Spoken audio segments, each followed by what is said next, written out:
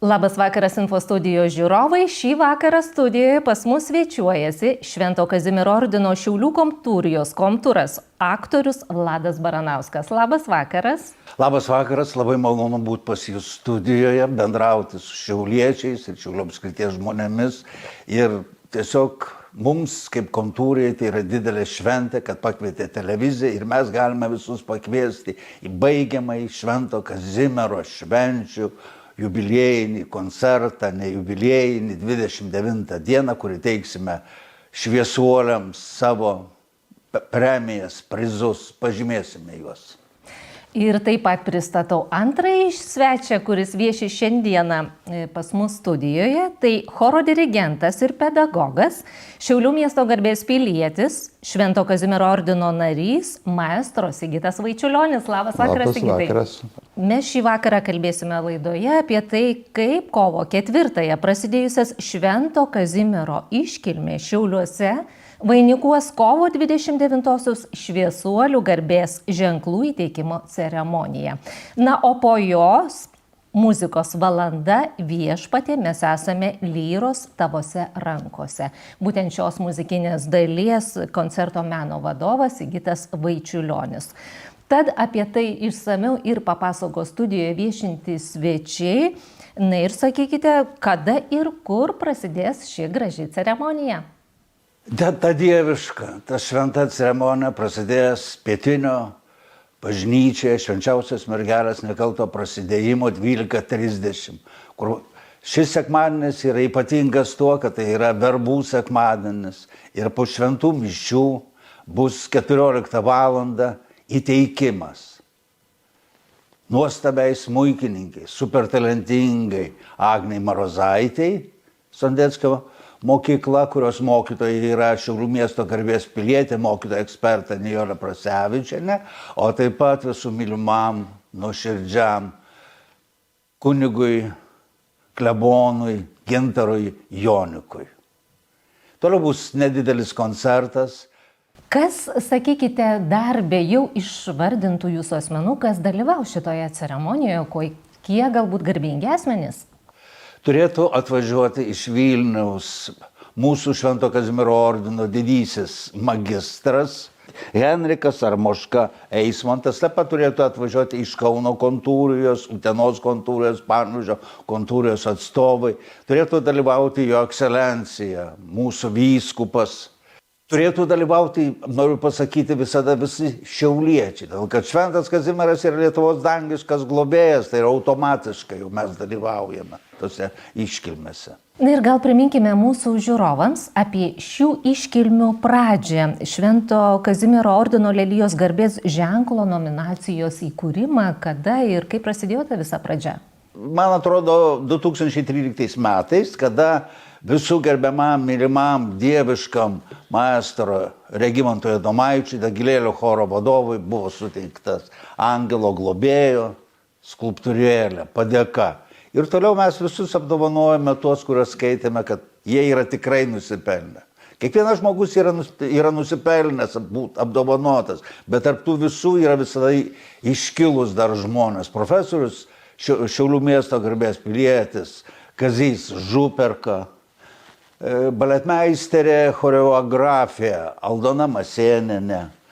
Paskutinis yra mūsų apdovanotas Vilmantas Dambrauskas, nuostabus dizaineris. Jis plakatą tokį sukūrė mums, kad aš jį vadinu net genialiu kaip atskirų meno paminklų.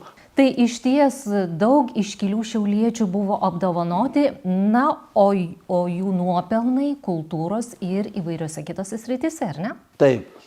Ir paskui Sigito Vaičiulionio maestro, kurį aš myliu, tikrai mes kartu studijavom, iniciatyva sako, kodėl mes turim apdovanoti vien tik tai subrendusius. Apdovanokime jaunuosius menininkus, kuriems viskas dar ateitis. Ir taip atsirado ta iniciatyva ir mes visada su didelė meilė juos apdovanojame. Aš galiu vardinti pavardės. Tai ir Motiejus Dudnikas, akordeonininkas, ir Jonas Vozbutas, kuris dabar Paryžiuje konservatorijoje studijuoja ir jam specialiai atidarė klasinę, išgirdė jo tokį talentą. Ir Liepa Jurgatavičiūtė, Taip. Anglijai studijuojantį dabar. Jo. Labai Taip daug. sakant, jauni menininkai, kurie matome, kad jie dabar tokiam lygiai, kad jie taps pasaulinio garso menininkais, garsinančius ir Lietuvą, ir Šiaulius tuo pačiu. Tai čia mes netgi turime dvi nominacijas - Lelijos garbės ženklo nominacija ir Angelo globėjo nominacija jaunosios kartos atstovui, ar ne? Taip. Ir svarbiausia dar tas dalykas, kad gera širdim, gera dūšia, gera valia mūsų remia Rūta. Mūsų saldžioji, mūsų nuostabioji Rūta, nes viskam reikia pinigų. Ir Rūta taip, su tokia meilė tai daro ir nuo širdumu, kad tai iš tikrųjų, dabar visiems girdint, galiu sakyti, reklamuoti, pirkite tik Rūtos saldainius. Ačiū Rūta. Beje, jos vadovas taip pat yra apdovanotas. Ar? Taip.